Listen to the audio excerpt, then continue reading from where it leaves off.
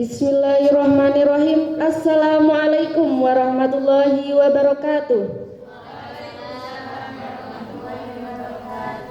Fadilatus Sayyid Mudiru Ma'hadid Daril Amanah Syekhun Al-Hajj Mas'ud Abdul Qadir Al-Mukarram Al-Hajj Muhammad Fatwa MPD, Sadatul Mudarrisin, Faya ayyuhal hadirun wal musyahidun al-kiram.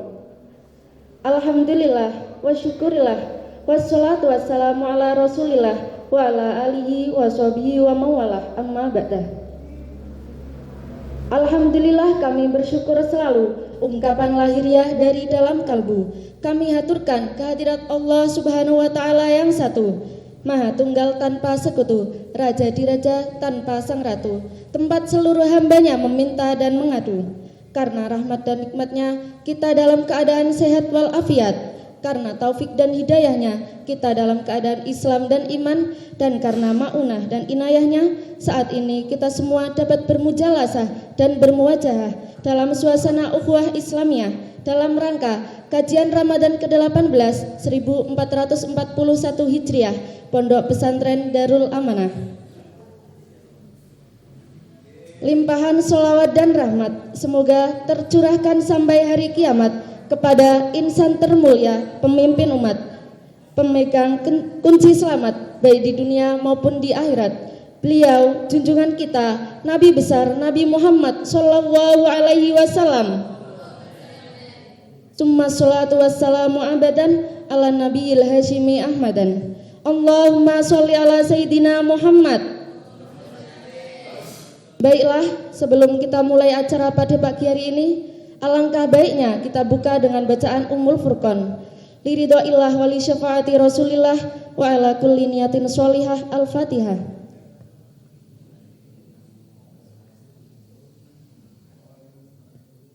Amin amin ya rabbal alamin. Selanjutnya, marilah kita lantunkan sholawat kepada Nabi Muhammad sallallahu alaihi wasallam, yang dalam hal ini akan dipimpin oleh Al-Ustadz Mi'raj Al-Arasi. Kepadanya waktu dan tempat kami persilahkan.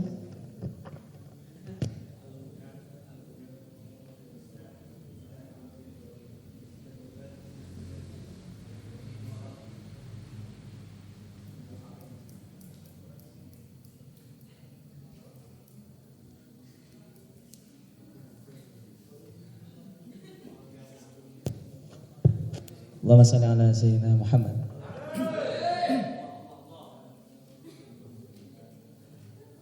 Salatullah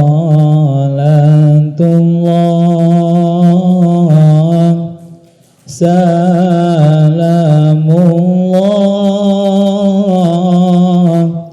ala Taha Rasulillah. Salatullah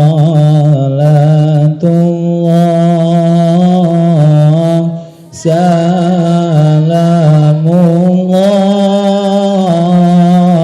ala Yasin Habibillah.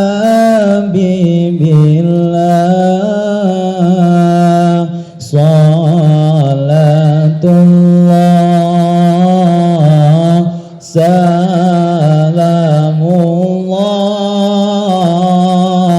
ala Taha Rasulillah. Salatullah salamullah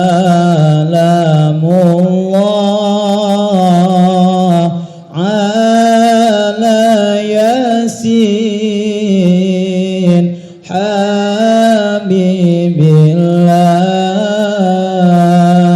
Tawassalna Allah bismillah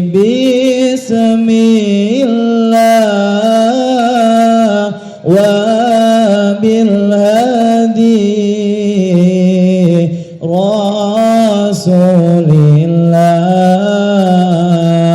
wa kulli mujahidin lillah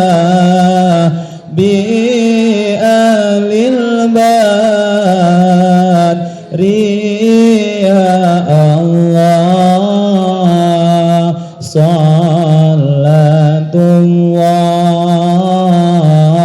Salamullah ala Taha Rasulillah Salatullah Salamullah ala Yasin Habibillah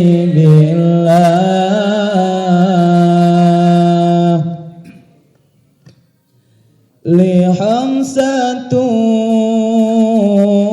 tudfi biha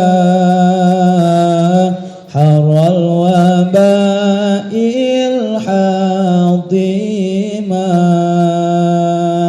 al-Mustafa wal Murtada wabnahuma wa Fatima li hamsatun tudfi biha ral wabail hatima al-Mustafa wal Murtada wabnahuma wa Fatima Astaghfirullah Rabbal baraya Astaghfirullah minal khataya Rabbi zidni ilman nafi'an wa wafiqni amalan salihan Astaghfirullah Rabbal baraya Astaghfirullah minal khataya Rabbi zidni ilman nafi'an wa wafiqni amalan salihan Allahumma sholli ala sayyidina Muhammad.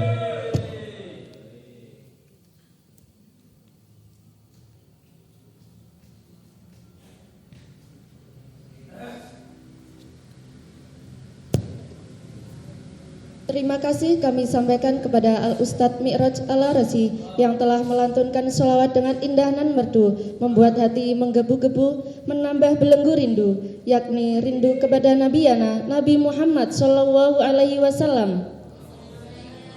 Baiklah, selanjutnya marilah kita simak kajian pada pagi hari ini yang akan disampaikan oleh Al-Ustadz Haji Muhammad Fatwa MPD. Kepada beliau kami persilahkan.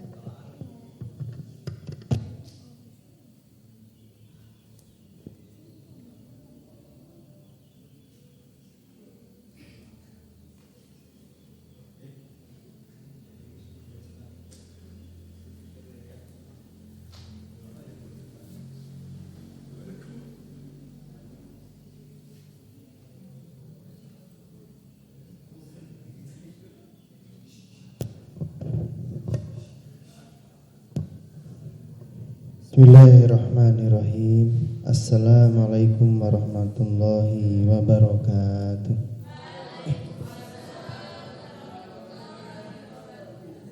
Alhamdulillah wa syukrulillah wassalatu wassalam ila sayyidina Rasulillah Muhammad sallallahu alaihi wasallam wa ala alihi wa azwajihi wa dzurriyyatihi amma ba'du.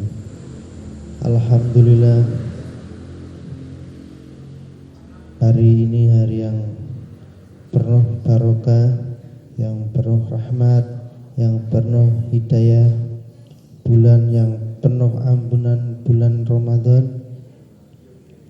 Alhamdulillah, kita diberi kesempatan oleh Allah Subhanahu wa taala sehingga kita bisa bertemu pada bulan Ramadan yang penuh barokah. Allahumma amin.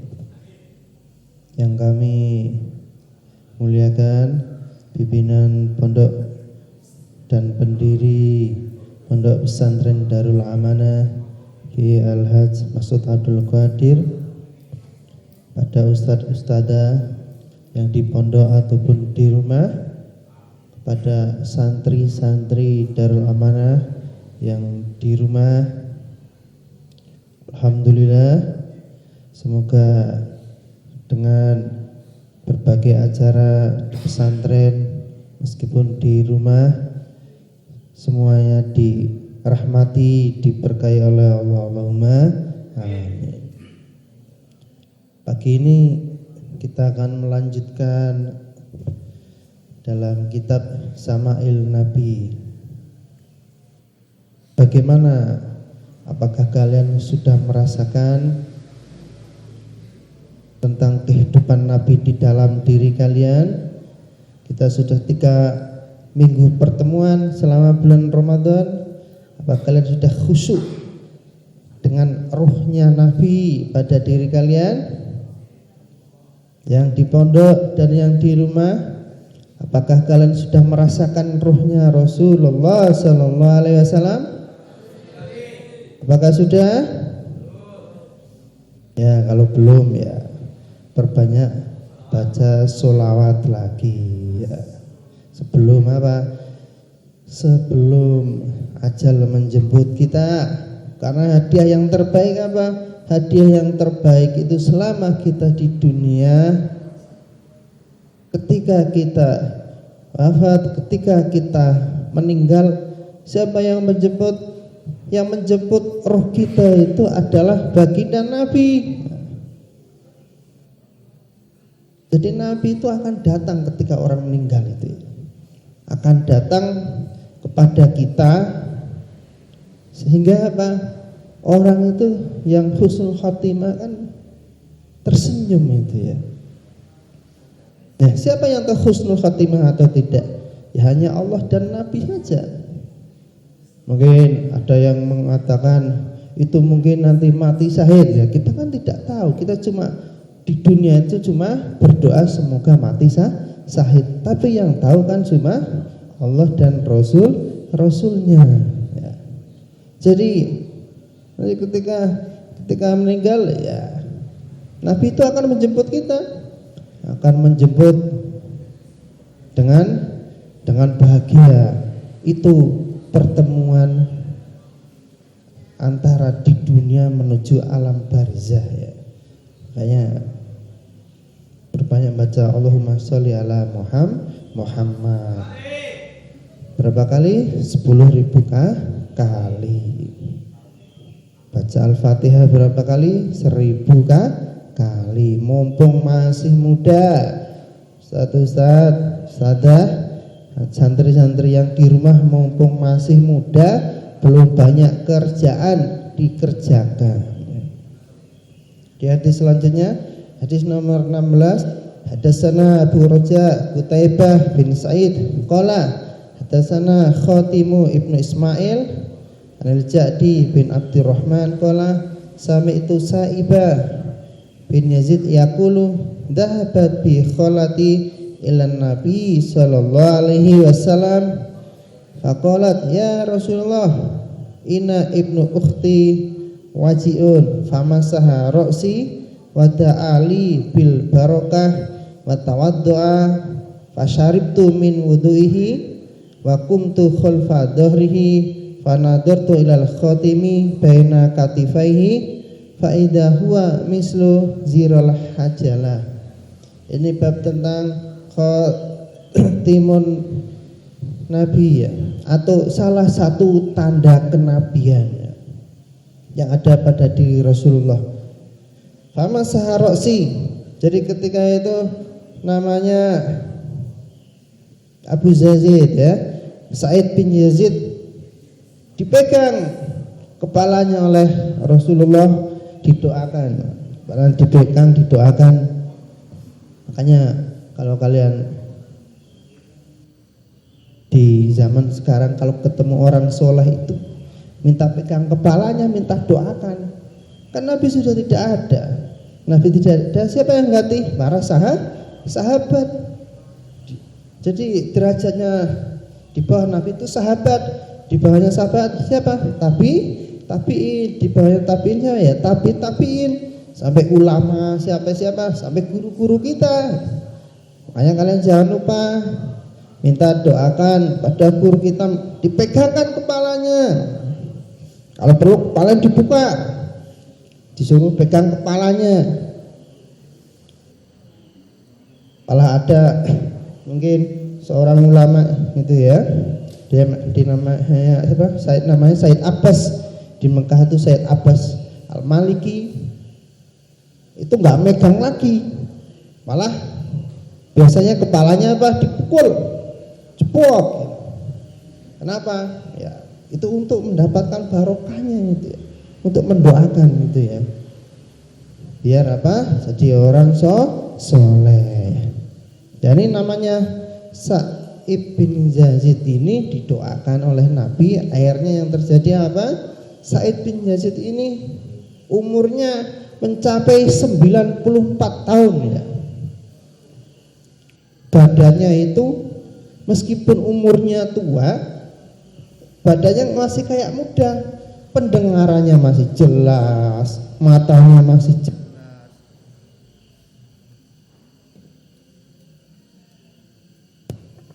matanya masih jelas, terus wajahnya tuh masih tampan dan badannya masih tegak, tidak bungkuk ya.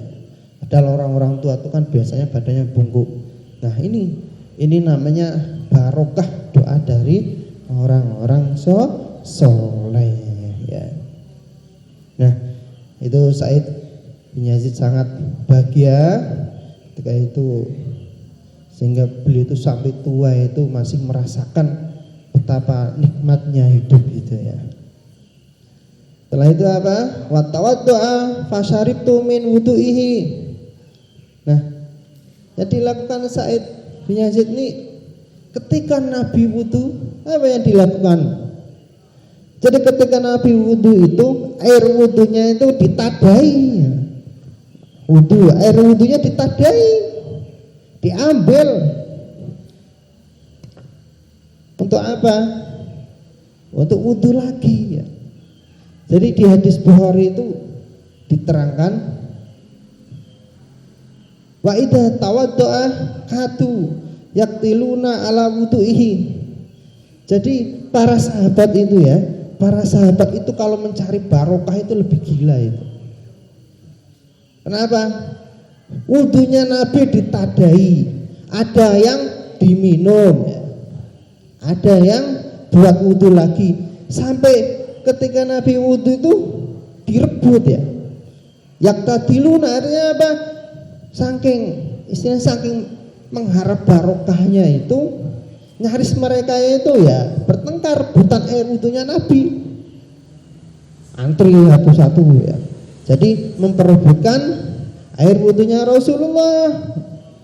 Nah, ini namanya tolabul barokah, untuk mencari barokah.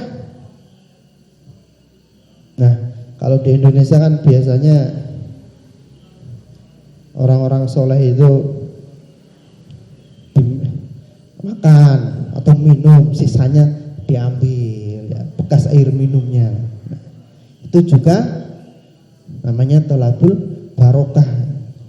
Dulu ketika saya di Yaman itu, ketika maghrib, buka puasa Ramadan itu semuanya kan takjil ya. Sebelum makan maghrib itu takjil, itu buka bersama di masjid bersama para santri. bersama Sayyidina Habib Umar di situ. Jadi kan semuanya itu kan cuci tangan ya. Jadi ada yang menuangkan air cuci tangannya Habib Umar itu ya. Ternyata apa? Jadi para habaib itu habaib itu, para habib itu mereka itu mengambil air cuci tangannya itu ya. Untuk apa? Untuk mencari barokahnya itu. Jadi air cucinya diambil, disimpan, kadang buat obat, kadang buat apa? Kalau hatinya susah diminum gitu ya. Jadi air cucinya itu ya kita juga ikut-ikutan mereka gitu ya. Nah itu namanya barokah juga begitu. Jadi nggak bekas air minumnya saja itu. Ada seorang habib itu dari Banjarmasin itu malah menyimpan rambutnya Sayyidina Habib Umar itu ditaruh di dompetnya itu. Buat apa? Ya katanya buat barokah, biar tambah kaya. Emang akhirnya orang kaya beneran tuh sampai sekarang tuh dia punya Pertamina itu ya. Nah, itu karena kita keyakinan itu ya, keyakinan bahwa barokah itu sangat penting ya. Nah, jadi siapapun orang soleh di situ, kita jangan lupa minta doanya, minta barokahnya. Nah, ada lagi itu sahabat itu yang lebih gila lagi. Kenapa? Jadi ketika itu Rasulullah tuh senang bekam ya. Bekam itu kan darahnya diambil gitu ya. Ketika darahnya diambil, Rasulullah suruh buang. Itu darah saya dibuang, jangan sampai ada orang yang melihatnya. Nah, ternyata yang buang itu ditanya, sudah dibuang, terus orang itu datang lagi, sahabat itu datang lagi. Ya, namanya siapa itu? Namanya Urwah kalau nggak salah itu. Apa kamu sudah dibuang darah saya? Sudah nggak kelihatan orang? Sudah ya Rasul. Darah antum sudah saya buang, tidak ada satupun orang melihat. Akhirnya apa Rasulullah menanya, apakah kamu minum darah saya? Iya ya Rasul. Jadi kalau kalian tahu ya, darah itu kan hukumnya najis secara syariat ya. Tapi ini beda. Ini darahnya Nabi, bukan darahnya manusia biasa. Di dalam kitab Maulid itu diterangkan, ana basyarun lakin laisa kal basar. Saya tuh manusia, tetapi bukan manusia biasa. Itu darahnya Rasulullah. Kalau minum darahnya kalian ya najis. Itu darahnya Rasulullah. Apa kata Rasulullah? Kalau kamu minum darahnya saya, kamu nggak bakal sakit, nggak bakal susah hidup kamu. Dan di dalam riwayat apa? La tamassahu annar, kamu tidak akan pernah tersentuh api neraka. Jadi itu sesuatu yang keluar dari Nabi itu semuanya suci. Ya. Bahkan minum darahnya itu bisa selamat dari api neraka itu ya. Terus ketika Rasulullah buang hajat, mungkin di tanah itu apa yang terjadi? Ketika Rasulullah buang hajat itu, jadi tanahnya itu buka sendiri buminya. Kenapa? Karena saking bahagianya bumi itu mau dikasih hajatnya Rasulullah karena suci. Ya.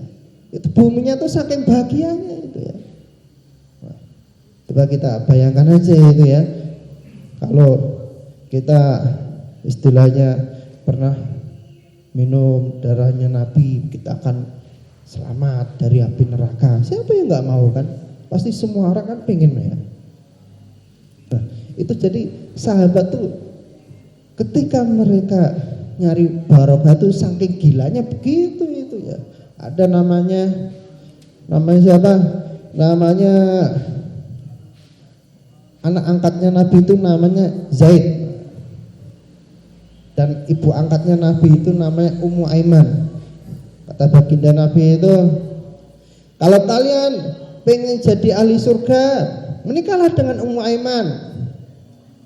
Ummu Aiman itu dia adalah wanita ahli surga, ibu angkatnya Nabi. Bahkan otomatis kan sudah tua orang ibu angkatnya Nabi itu ya.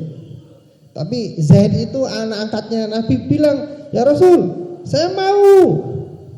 Nggak kayak zaman sekarang, anak-anak pasti nyari, laki-laki itu masih nyari yang muda. Jadi Ummu Aiman sudah tua dan Zaid, sahabat Zaid itu kan anak angkatnya Nabi, berarti muda menikahi perempuan yang tua, Ummu Aiman. Dan Ummu Aiman itu beliau adalah seorang ahli surga. Siapa yang tidak mau?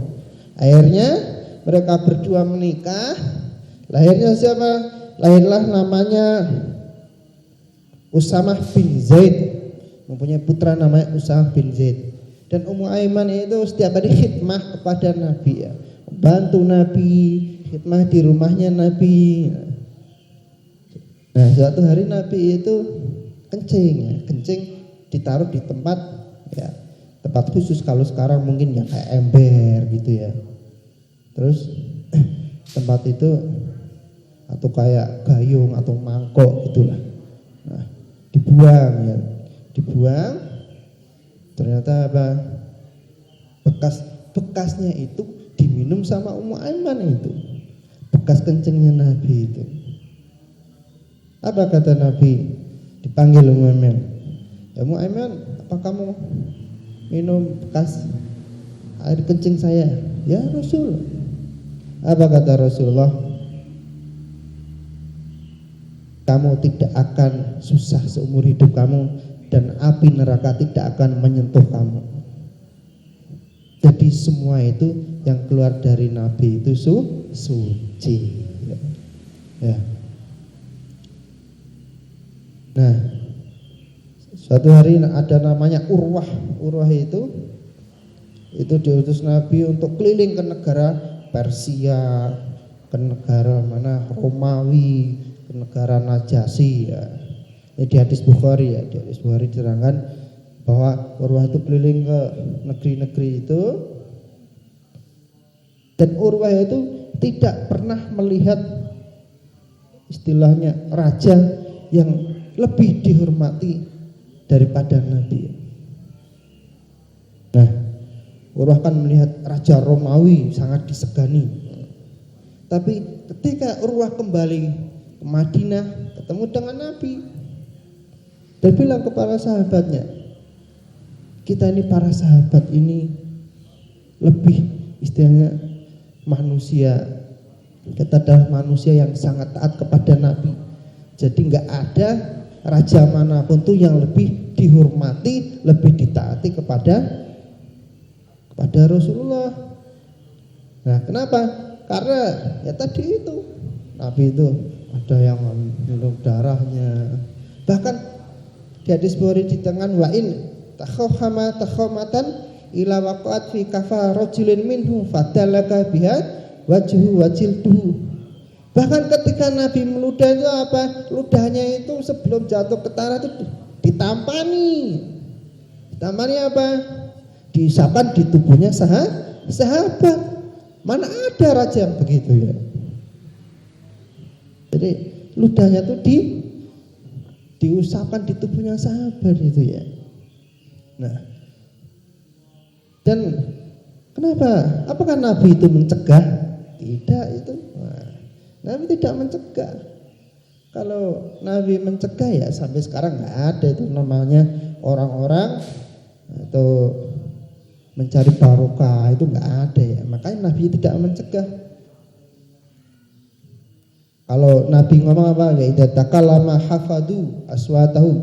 Jadi kalau Nabi ketika berbicara, para sahabat itu tunduk, mendengarkan dan selalu memperhatikan apa perkataan Nabi. Kenapa? Karena hadiahnya kalau orang ketika itu taat dengan Rasulullah akan diberikan apa? Akan diberikan di dalam hadis tadarru'a mar'an sami'ama qolati fawa'aha fa'addaha kama sami'aha. Maka saya akan berikan istilahnya ya doa yang bagus akan diberikan ketampanan, kebarokahan, ya. Itu kalau kita mentaati Nabi itu ya. Nah, jadi kenapa Nabi itu tidak mencegah tadi itu ya? Karena kalau itu dicegah, nanti orang itu tidak tahu namanya barokah. Nabi tidak ada, akhirnya mencari barokah kepada siapa? Sahabat tidak ada ke tabi'in. Nah, kalau sekarang kepada siapa kita mencari barokah itu? Karena Nabi tidak ada ya, kepada guru-guru kita ya. Guru-guru kita yang soleh ya. Jadi kita mengharap barokahnya. Nah, itu hadiahnya sama tadi yang dibilangkan Nabi. Kalau kita taat kepada guru kita yang soleh, nah, akan dibukakan nama ilmu futuhun. Ilmu futuh itu artinya apa? Dibukakan ilmunya. Kayak kemarin kita ceritakan bahwa orang soleh itu kalau tidur itu kan ruhnya itu pergi ke alam yang bagus. Makanya ketika orang soleh itu bisa, ruhnya itu bisa ya ketemu dengan Nabi, ketemu dengan orang-orang soleh yang lain. Jadi kalau kita taat kepada guru kita yang soleh, bisa itu ruhnya itu mungkin belajar dengan Imam Syafi'i. Jadi orang-orang soleh itu, contohnya ada namanya Syekh Hisham Al-Kabani itu, beliau padahal seorang sarjana umum yang penting kalau nggak elektronik atau apa gitu ya. Jadi ketika umur 40 tahun, wah, ilmunya kebuka semuanya. Ilmunya kebuka, jadi belajar agama itu cuma sekilas mungkin dalam waktu semalam gitu ya. Dalam waktu semalam dalam tidurnya. Nah, jadi kalau kalian istilahnya belum benar-benar taat kepada guru kalian ya, kalian tidak akan mendapatkan namanya ilmu futuh ini ya. Ilmu futuh ini dibukakan ilmu, namanya ilmu laduni. Allah akan mengasihnya dalam waktu singkat ya. Harus menghilangkan hijab-hijab yang ada. Hijabnya seperti tidak mendengarkan gosip, tidak ngomong jelek, tidak melihat yang haram. Nah, ini hijabnya disingkirkan semuanya. Insya Allah kalian akan dapat ilmu laduni atau ilmu yang secara belajarnya dengan singkat ya. Nah, itu semuanya adalah hadiah kita pada apabila kita itu mencari barokah kepada orang-orang soleh ya. Makanya di Quran itu diterangkan sirullah fi khalqihi. Jadi Allah itu akan menaruh rahasianya kepada siapa? Kepada makhluknya. Jadi kalau kita taat kepada guru kita, pada Nabi, pada sahabat, pada tabi'in, jadi Allah tuh akan mengasih rahasia. Dan rahasianya kita tuh terletak di mana? Rahasia kita tuh terletak pada guru kita yang kadang setiap hari kita kumpul ya. Nah, makanya itu harus dihormati, didoakan terus, ditaati ya. Nah, itu rahasia Allah itu ya. Jangan-jangan nanti kalian belajar bertahun-tahun, hafal Quran bertahun-tahun nggak selesai. Ternyata dengan apa? Ada namanya ketika kalian tahu itu yang pengarang Rotibul Atos itu tahu? Yang wirid Al-Atos kalian baca itu ya. Jadi kitab Rotibul Atos itu, jadi suatu hari itu namanya Habib Abdurrahman Al-Atos itu mempunyai murid banyak sekali ya. Mempunyai murid banyak sekali, dan ada namanya salah satu murid itu, nah dia tuh cuma kerjaannya nyapu saja di pondoknya itu. Nah yang satu murid itu dihina oleh teman-temannya, kamu kapan kamu nggak pernah belajar, kayak kita ini dong belajar rajin, baca Quran, hafal Quran. Nah, ternyata apa? Namanya itu namanya Syekh Al-Baros. Syekh Al-Baros itu dalam hatinya ikhlas lahir batin, selalu tunduk taat kepada Habib Abdurrahman Al-Atos, pengarang Rotibul Atos. Nah, jadi Akhirnya Syekh Habib Abdurrahman Al-Atos itu wafat. Para santri itu bingung semuanya. Siapa yang mau menggantikannya Habib Abdurrahman Al-Atos ya? Ilmunya sangat luar biasa, ilmunya sangat dahsyat. Seorang ahli ilmu, seorang ahli zikir, seorang ahli ibadah, seorang ahli Quran. Para santri nggak ada yang mau ini. Ternyata apa? Si Abdurrahman itu pesan, nanti yang menggantikan saya itu namanya Al-Baros, seorang tukang sapu yang setiap hari kerjanya cuma nyapu di pondok itu, yang dihina oleh santri-santri lainnya. Ternyata Syekh Al-Baros itu saking takdimnya kepada Habib Abdurrahman Al-Atos itu, padahal nggak pernah belajar Syekh Al-Baros itu. Ternyata Allah memberikan semua ilmu yang ada kepada Habib Abdurrahman Al-Atos itu dipindah semua kepada Syekh Al-Baros itu. Makanya kalau kalian baca Rotibul Al-Atos itu ada ilah hadrati Syekh Al-Baros itu jangan sampai kelewatan, tuh ada itu. Kalau itu nggak kebaca ya zikir kalian tidak akan nyampe itu ya. Nah, itu takdimnya kepada guru itu begitu. Jadi kalian harus menjaga, jangan sampai merendahkan orang di sekitar kalian. Orang sekitar kalian direndahkan, wah anak ustadz, wah anak ustadzah. Kalian jangan merendahkan orang-orang di sekitar kalian. Jangan merendahkan tukang sapu. Siapa tahu nanti dia masuk surga Firdaus, kalian malah tidak masuk surga kan. Siapa tahu nanti mereka masuk surga Firdaus, malah dia yang nolong kalian di neraka ya. Kan kita tidak tahu ya. Nah itu tadi kalau kita takdiman kepada guru kita istilahnya mencari barokah kepada para orang-orang soleh ya. Dan Rasulullah tidak mencegahnya. Apa yang ditakutkan Rasulullah itu ya? Yang ditakutkan Rasulullah itu kalau orang itu cinta dunia. Jadi Rasulullah tuh kalau syirik itu tidak terlalu takut. Ya, ada orang yang syirik akhirnya apa? Keluar dari Islam. Tapi yang paling ditakutkan Rasulullah itu orang cinta pada dunia. Bahkan dalam hadis itu inna syaitona qad ya Isa anjuk budahu musalluna. Jadi setan itu putus asa kadang mengganggu kita untuk sholat itu putus asa. Kenapa? Karena orang itu sudah mencintai dunia.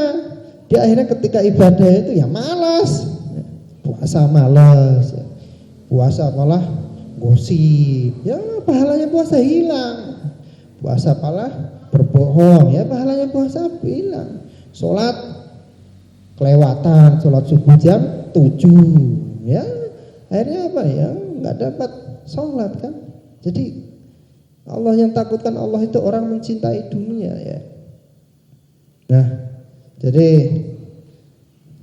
Rasulullah tidak melarang seperti yang tadi itu ya, istilahnya mencari barokah ya. Nah, kalau orang Indonesia itu kadang lebih lucu lagi, orang Indonesia itu mungkin ketika acara Maulidun Nabi nasinya diambil, dibawa pulang. Tuh orang-orang kampung tuh biasanya tuh, atau mereka datang kepada ziarah Wali Songo ngambil batunya bawa pulang, katanya nanti biar cepat bisa beli motor. Itu mencari barokahnya di Makbarah Wali itu ya. Ada lagi orang yang mencari di Makbarah Wali itu, di Makbarah Wali Songo itu ada orang yang bawa air minumnya ya. Air minumnya itu contoh di Sunan Kalijogo itu kan ada itu air yang keluar dari mata air ya, dibawa pulang. Biar apa? Biar barokah katanya. Tapi alhamdulillah itu jadi yang mempunyai Ka'bah, yang menjaga Ka'bah sekarang itu bukan orang Indonesia. Nah, kalau jaga Ka'bah orang Indonesia itu payah itu ya. Ka'bah itu bisa dititili itu. Ditili sedikit-sedikit nyari barokahnya pakai petik. Bisa habis tuh Ka'bah itu ya. Itu namanya ada hikmahnya itu ya. Jadi kalau mungkin Ka'bah di Indonesia, nah antum sekalian ini bisa nitiki Ka'bah segini ya, selama 100 tahun ya habis tuh Ka'bah itu batunya itu kan. Dan jaga siapa Ka'bah itu ya? Dari kaum orang Saudi itu, orang Wahabi yang tidak senang begitu ya. yang tidak senang barokah begitu. Akhirnya apa?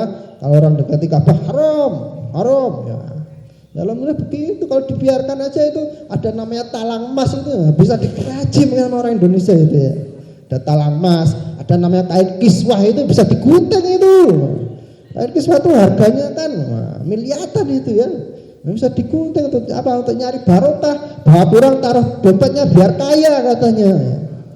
Tapi alhamdulillah Allah jaganya itu ya. Yang jaga siapa? Orang Wahabi itu ada hikmahnya dari situ ya. Jadi Allah yang semua kasihkan kita di dunia itu semuanya ada hikmahnya, ada barokahnya.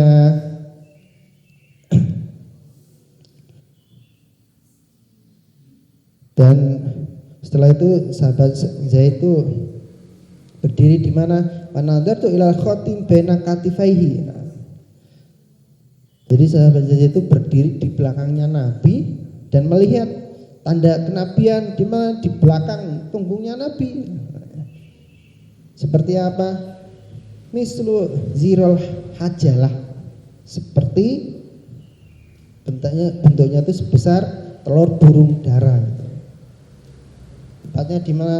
Belakang sini, yaitu lurusnya dengan dekat jantung ya, tapi di belakang itu ya.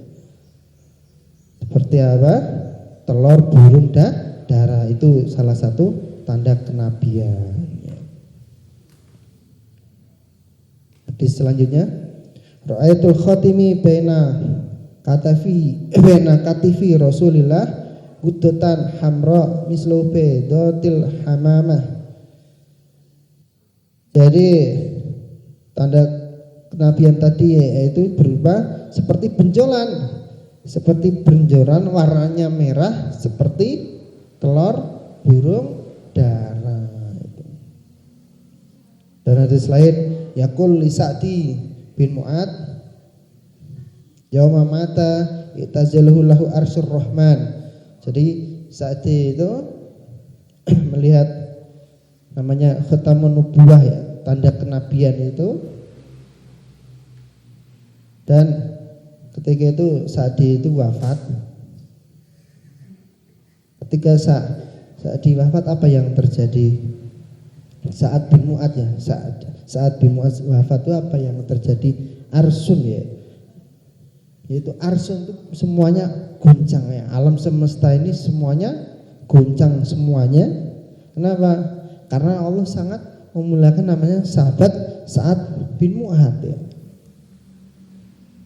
Allah tuh menyebutnya dalam Al-Quran, arsy itu apa sih? Arsul azim, yaitu arsy itu yang sangat agung ya. Jadi arsy itu adalah salah satu makhluk ciptaan Allah yang sangat lebar dan luas ya. Atau arsul karim, arsul yang sangat mulia, atau arsul majid, arsy yang sangat agung ya. Di dalam hadis Bukhari diterangkan, wa idza sa'altumullah fas'alul firdaus fa innahu awsatul jannah wa ala jannah wa fawqahu arsyur rahman. Jadi kalau kalian berdoa, ya Allah masukkanlah saya ke dalam surga Firdaus, awajal fi akhiri hayatina bi qauli la ilaha illa Muhammadur Rasulullah wadkhil jannata fi jannatil firdaus, dan masukkanlah kami ke surganya Firdaus. Siapa orang-orang ahli surga Firdaus? Orang yang ahli surga Firdaus ini orang yang menjaga kemaluannya cuma kepada suami dan istrinya. Jadi orang yang benar-benar tidak pernah berzina, dia akan masuk surga Firdaus ya. Tapi zaman sekarang itu anak-anak muda itu sudah tidak beres tuh ya. Pacarnya ganti sana sini ya. Itu gimana itu ya. Jadi orang surga Firdaus itu ya, dia tidak akan kesentuh dengan bukan muhrimnya ya. Dia adalah penghuni surga Firdaus, dan dia penghuninya surga Firdaus ya, surganya para nabi. Jadi orang kalau masuk surga Firdaus itu akan ketemu Rasulullah, akan ketemu Nabi Isa, akan ketemu Nabi Musa, akan ketemu semua nabi, akan ketemu nama siapa? Syekh Abdul Qadir Jailani, mungkin akan ketemu siapa? Imam Syafi'i. Itu seorang penghuni surga Firdaus, semuanya itu orang-orang saleh semuanya ya. Nah kalau kita pengen masuk surga Firdaus ya tadi itu jaga apa? harga diri kita ya, jaga kemaluan kita, jangan sampai berbuat zina itu ya. Di hadis juga diterangkan mas samawatu sab'i wal ardunya sab'i fil kursi ila kahalqatin alqayyad fi filatin wa fadul arsy alal kursi kafadul tilkal hulati ala tilkal halqah. Jadi perbandingan atas seluruh langit dan bumi itu dengan kursi Allah seperti potongan benda kecil yang dilemparkan di padang Sahara. Jadi ada langit 7 dan buminya itu seperti benda kecil ya. Kalau dibandingkan dengan kursi itu seperti benda kecil. Nah, kursi dibandingkan dengan arsun itu juga seperti benda kecil dilempar di padang Sahara. Jadi saking kecilnya itu kursi itu ya. Itu langit ke-7 dengan kursi lebih kecil. Nah, kursi dengan arsy itu lebih kecil lagi. Jadi lebarnya kayak apa arsun itu ya. Itu lebarnya sangat luar biasa itu. Kita tidak tahu tuh ukurannya seberapa itu ya. Di Quran diterangkan di surah Toha Ar-Rahman alal arsy istawa ya. Atau di surah Al-Furqan sumastawa alal arsy Ar-Rahman fas'al bihi khabira. Jadi adapun di sini namanya istawa arsun. Adapun makna istawa artinya apa? Adalah Allah itu maha mulia ya, dengan ketinggian dan kemuliaan yang layak untuknya. Artinya apa? Allah maha kuasa. Jangan pernah bilang innallaha mustawa alal arsy, Allah duduk di atas arsun. Itu berarti kalian itu menyamakan Allah dengan makhluk hidup ya. Jadi ada dua yang salah itu ya. Istilahnya menerangkan bahwa Allah itu seperti makhluk hidup ya. Jadi dari dalam Al-Quran, hadis, ijma' para ulama, logika dan fitrah manusia itu salah itu. Naudzubillah min dzalik. Ada namanya Quran yadullah fawqa aydihim. Itu berarti apa? Jangan diartikan Allah mempunyai tangan, itu enggak boleh itu ya. Naudzubillah min dzalik. Artinya apa? Allah itu maha kuasa. Gitu saja. Jadi jangan kamu bayangkan aneh-aneh itu ya. Jadi ketika itu kan ars itu bergoncang itu karena meninggalnya siapa? Sahabat siapa? Said ya. Ada yang mengartikan istawa itu apa? Allah itu tidak berada di atas, di bawah, di kanan, di kiri, di dalam dan di luar. Dengan kata lain apa? Tidak ada atau bersifat alam atau Allah itu tidak ada itu. Jadi ada mengartikan Allah itu tidak ada.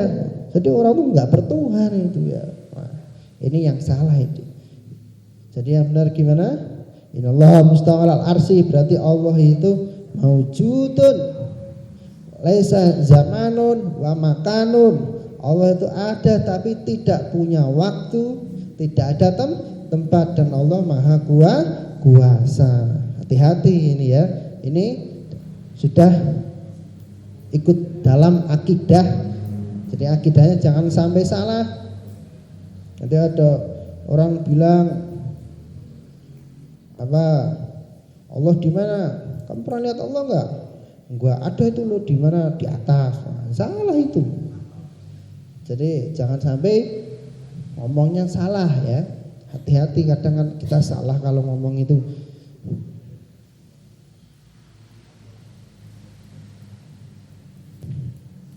Selanjutnya ghafarahu laka ya Rasulullah faqala walaka faqala alqaum astaghfiru laka Rasulullah faqala na'am walakum summa tala hadhil ayah wastaghfir li dzanbika walil mu'minin wal mu'minat.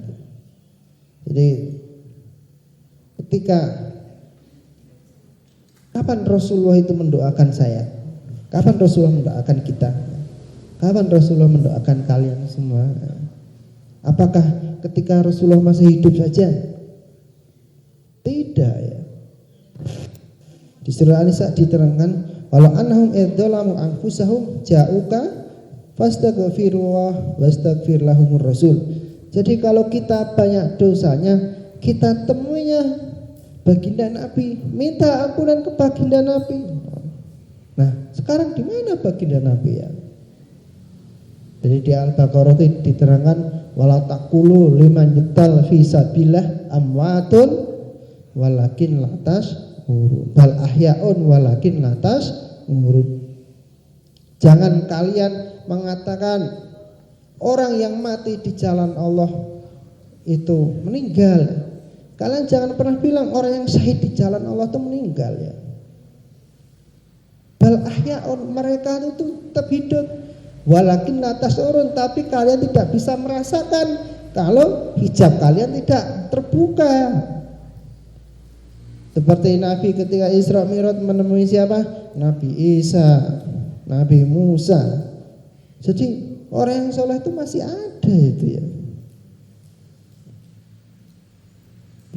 Makanya orang itu kenapa itu ziarah kepada Wali Songo.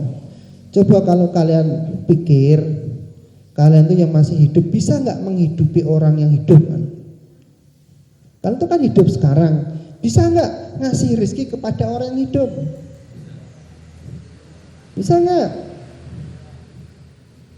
Nah, coba kalau kita ke makamnya para wali songo di Sunan Mengit, di Sunan Kalijogo, wah itu setiap harinya kan ribuan orang itu ya.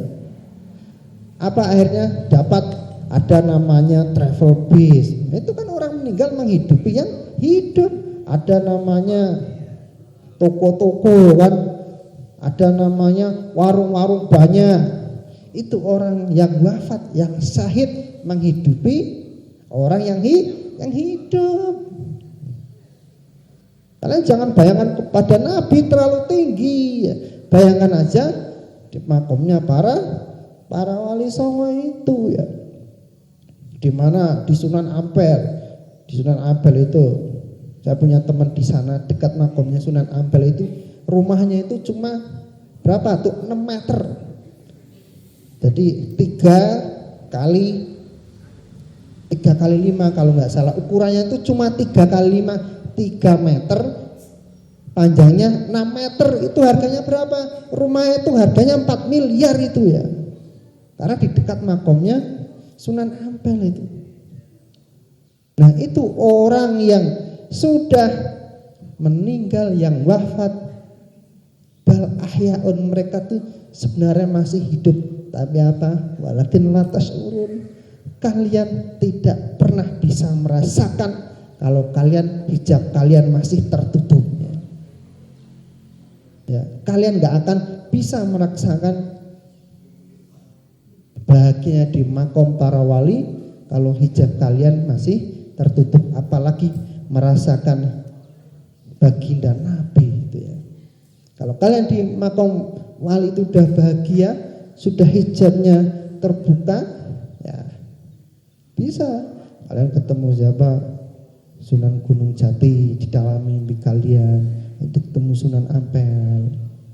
Itu kan hijabnya sudah kebuka itu ya. Setelah itu ketemu baginda Nabi ya. Nah, sekarang direnungkan saja. Direnungkan, apakah kita bisa minta doa kepada Nabi yang tidak ada sekarang? Ya tadi itu bisa saja ya.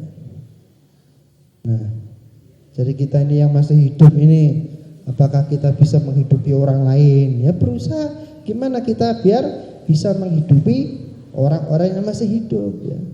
Apalagi sekarang ini musim corona ini kan banyak orang kelaparan meninggal, banyak orang tidak dapat kerjaan, bingung ya. Sebenarnya kan rezeki itu sudah dijamin oleh Allah, cuma orang itu dia tidak yakin ya. Apalagi mau memahami bal ahyaun walakin latas urun, apalagi kalian mau memahami namanya orang yang meninggal syahid, terlalu tinggi itu ya. Kita yakin saja rezeki yang sudah ada, kita yakini, kita terima. Nah itu akan lebih bahagia. Kita yakini kalau doa kita pasti didengar Rasulullah ya. Kita yakini kalau doa kita pasti didengar Allah Subhanahu wa taala. Kalian jangan pernah lari sendiri ya. Jangan pernah lari sendiri kepada Allah Subhanahu wa taala. Maksudnya apa? Nangis sendiri, ya Allah tolong saya. Tapi kalian tidak baca sholawat, ya, itu kan terlalu sombong. Orang mau lari sendiri ketemu dengan Allah. Padahal semua orang-orang soleh itu pasti apa? Wastagfirullah wastagfirrahmur rasul. Mereka lari dulu kepada Nabi, minta tolong kepada Nabi. Ya Nabi tolong saya, mintakan saya ampun kepada Allah. Jadi orang soleh itu lari dulu kepada Nabi. Nabi yang memintakan ampun. Kalau kalian ngurung-ngurung nangis tiap malam cuma lari sendiri, ya itu diibaratkan apa? Terlalu sombong. Ya. Nah, makanya jangan lupa berbanyak baca sholawat. Ya, mungkin kita cukup sekian pertemuan kita. Semoga yang belum mendapatkan mimpi-mimpi indah dengan orang-orang soleh segera mendapatkan, Allahumma amin. Semoga yang kita pelajari semuanya barokah, manfaat, kita selamat dunia akhirat semuanya, kita dikumpulkan bersama Rasulullah di surga Firdaus, Allahumma amin. Akhirul kalam, wassalamualaikum warahmatullahi wabarakatuh.